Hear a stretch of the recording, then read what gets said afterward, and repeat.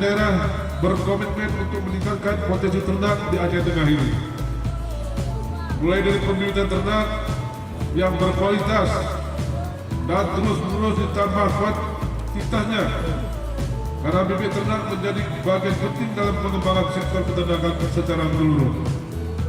Kami yakin ini bisa diwujudkan karena kebetulan Kepala Peternakan Aceh